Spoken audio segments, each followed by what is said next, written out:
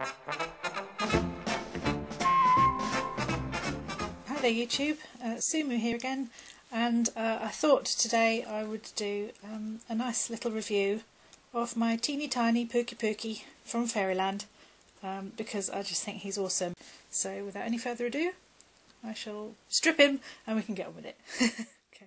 So I'll start at the beginning with the box. Now you'll have to excuse me because the way I've got my camera set up, I can only put the box in sideways. You'll get a good idea of how beautiful their boxes are, and they really are holographic. They're lovely. So I'm going to have to open him sideways.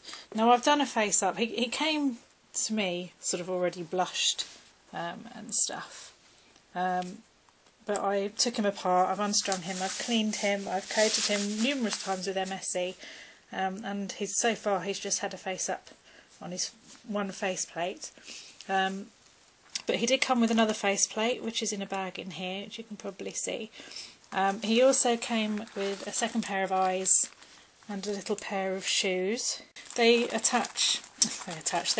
include what I always thought in pictures actually was a key ring, but what I've discovered is that it's magnetic, and it's what you can place him on to stand up. So if I can get him in place and maybe try and focus a bit better.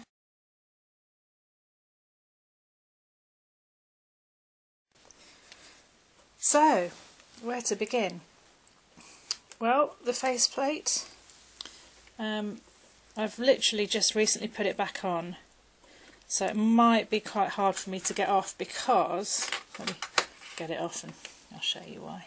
The chin, as you can see, there's that tiny little lip at the bottom there, which there is actually a receiver for that, which is really hard to see because I've actually layered some of the eye putty onto it. I don't know if that's visible or not, slightly visible perhaps, but the eye putty actually helps because it creates a nice little bit of suction when you put it back on and holds it all in place really nicely.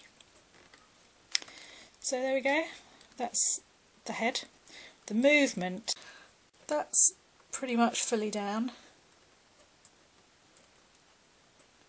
That's pretty much fully back, and then it's loads and loads of movement, and it stops in all those positions as well. There's no, springing back or anything like that. It's really, really nicely poseable. Tiny little bit of squeak when I move him, so that's good. The arms, again, you can put them literally anywhere and they hold in all these positions absolutely brilliantly. I'm so impressed with the posability of this little doll. And again, the hands, as you can see, that's just showed up. There's a nice long channel for the bit of wire inside there. There is a hook, which is, it's not sort of S-hooked, I don't think, in the hand. I think the hook is actually complete inside the wrist, but it is S-ed onto the elastic, so you can hook it. It's easier to string like that, but you get a lovely span of movement. Look at that, that's more or less facing forward with that nice long channel. And the magnets are also really, really strong, so you can move them really easily.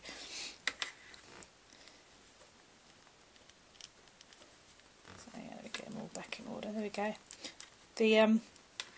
The range as well is just quite phenomenal. Because of that range of movement in the hand, it can touch his face and his mouth and everything really easy, and his head. Wherever you want it, he's got it. So, yep, there we go, that's the arms. The body, I love. So this is, I think this is pretty much his regular pose. He's got a nice arched back, little bottom sticking out, but you can also give him a straight body. His bum doesn't stick out quite so much. And that gives him quite a straight pose, and that's at rest. That's not sitting on any lips at either side. That's with the upper torso fully cupped over the lower torso on both edges. But then you can also lean him forward, and there's a tiny little lip that holds his back up as well.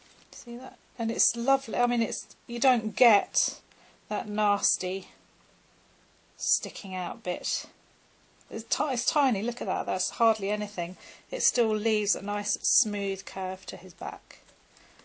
Pretty basic, but to be fair, I prefer the first pose with his belly button showing, looking all cheeky and naughty, sticking his belly out. So that's my favourite pose.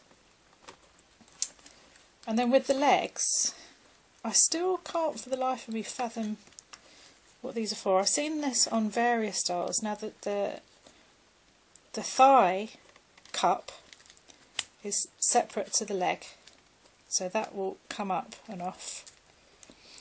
And then you've got this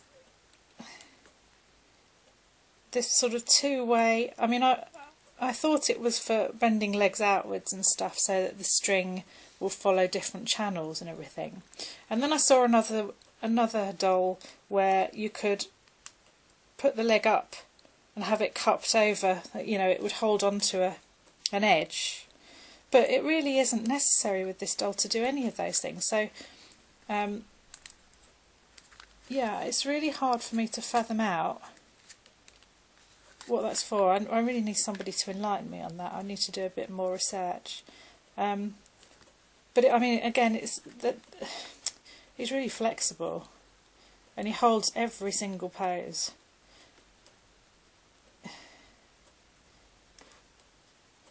You know, I don't get the inside bit of that joint.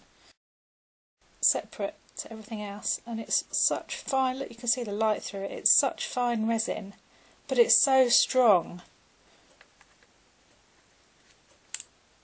You know, to actually have an individual part. I mean, I thought that was part of the thigh joint coming out, but when you can absolutely put his leg right back, and his little feet point as well. You've got the same thing with the ankle joint, a nice long channel that gives you such a huge range of movement on the foot. Oh, and I pinged it off, but you can do that because it's magnetic. But whilst we're at it, that's the first time I pinged the foot off actually, because up until now they've been really hard to get off. If you can see, there's a tiny little, get his other leg out of the way, tiny little nub, which it will show just inside the tip of the foot is a hole, and of course when it snaps into place it stops it coming off on the hole, unless you pull it really hard like I was just doing a minute ago.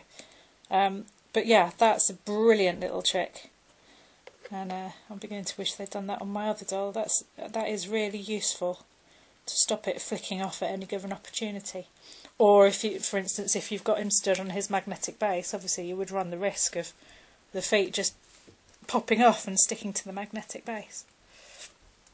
So yeah, posability is just absolutely astounding. I might insert a little picture of him doing the renowned one-hand handstand. What else can I say about him? He is very tiny. Actually, my favourite pose so far is just of him hugging my thumb. I can totally recommend these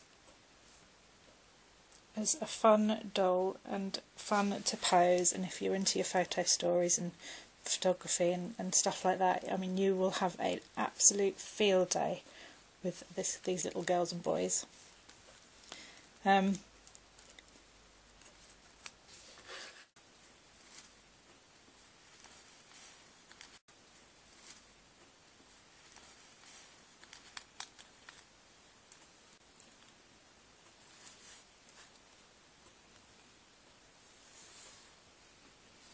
He is tiny. He did take a while to do the face up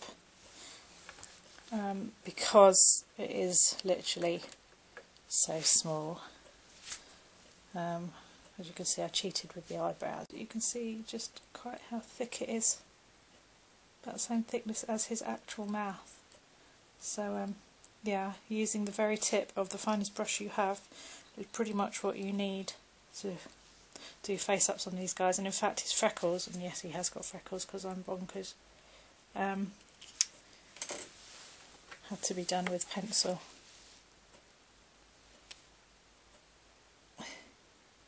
And literally just touching a very sharp point of the pencil on to where I wanted the freckles without even moving the pencil. Would have got lines and big splodges and stuff. So yeah, so body blushing, I am actually going to attempt to do body blushing whilst he's strung with pastels, because the joints are so good and they're so tight that in theory I should be able to just blush without too much of it going inside, and I should be able to MSC. For instance, I'm going to do his knee in the fully back position and I'm going to blush it like that and MSC him as he is, because that's pretty much the furthest you're going to see anything, and then have a play after that to see if any of it scrapes off, which I don't think it will. Actually, when I got him and he already had blushing, the only parts that had balded were his actual kneecaps, the outside, so as long as I'm careful he should be fine. Wigs, bit of a nightmare with the wigs. He did have, I'm figuring that this is actually a Pukipuki wig. It could be a Puki wig, I'm not sure what their sizes are. I mean, Pukipukis take 3-4, don't they, I think. And this one fits but is pretty loose. So I actually made him one myself, which is this one, which is actually such a good fit that I probably won't be able to get it on in front of the camera without him doubling up and bending over, and or I will. No, I won't. It really is, it does sort of literally pop onto his head. That's really what you need. Well, that's what you need with any doll, really, isn't it, I suppose. Ah, there we go. Now it's on. Bit of a bonkers wig, though, because they are so tiny and any amount of material is going to look huge. But, yeah, it looks like he's been plugged into a socket. So that's that one. And, yeah, so I'm not 100% sure about the wig situation. There was another one that was included, which is on a doll in the background, which was this one that I've taken in a bit to make it fit better, which is rather sweet and definitely in need of some kind of styling. So yeah, and clothing, funnily enough, one of the little items that I found is an official Barbie something or other, so I'm guessing Barbie clothes will fit, unless Barbie has some sort of companion that I'm unaware of these days who has really tiny clothes. So that's probably a Barbie, it might even be Ken. Would Ken's clothes have Barbie written on them? I don't know. Anyway, yeah, that's it, that's my review.